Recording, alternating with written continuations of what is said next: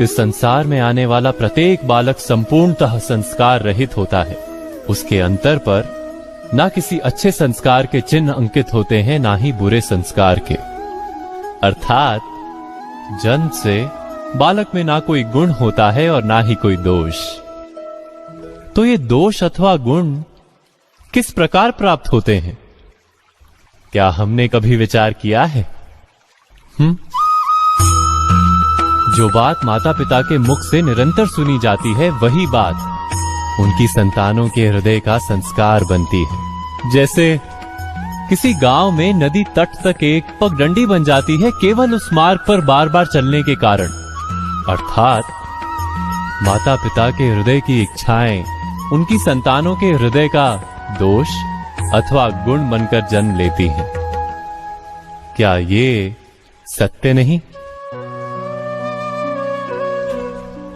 पर फिर भी जब उनकी संतानों में कोई दोष दिखाई देता है तो माता पिता आश्चर्य और दुख से भर जाते। माता पिता का हृदय ये प्रश्न करता है कि उनकी संतानों में ये कुसंस्कार आए कहां से। सत्य तो यही है कि माता पिता अपनी संतानों को अनजाने में ही कुसंस्कार के बीज दे देते हैं, जो उनके संतानों की हृदय भूमि पर कुसंस्कार का वृक्ष बनकर उगता है। अर्थात अपनी संतानों को सुसंस्कारी और धर्ममय बनाने की आशा रखने वाले प्रत्येक माता पिता को प्रथम अपने हृदय की इच्छाओं पर अंकुश रखना क्या अनिवार्य नहीं?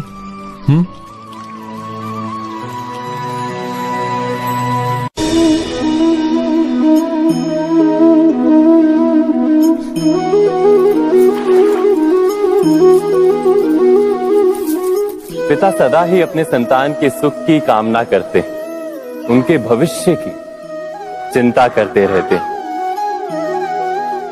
इसी कारणवश सदा ही अपने संतानों के भविष्य का मार्ग स्वयं निश्चित करने का प्रयत्न करते रहते हैं।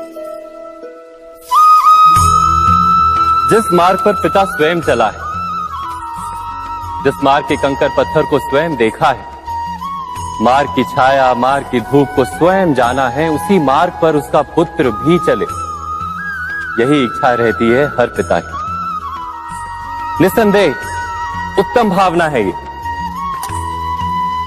किंतु 3 प्रश्नों के ऊपर विचार करना हम भूल ही जाते।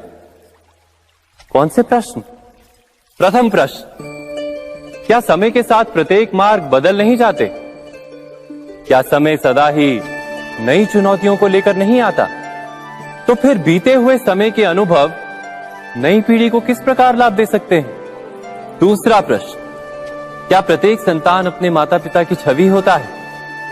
हाँ, संतानों को संस्कार तो अवश्य माता पिता देते हैं, किंतु भीतर की क्षमता तो ईश्वर देते हैं। तो जिस मार्ग पर पिता को सफलता मिली है, विश्वास है कि उसी मार्ग पर उसकी संतानों को भी सफलता और सुख प्राप्त होगा। तीसरा प्रश्न, क्या जीवन के संघर्ष और चुनौतियां लाभकारी नहीं होती? क्या प्रत्येक नया प्रश्न एक नए उत्तर का द्वार नहीं खोलता?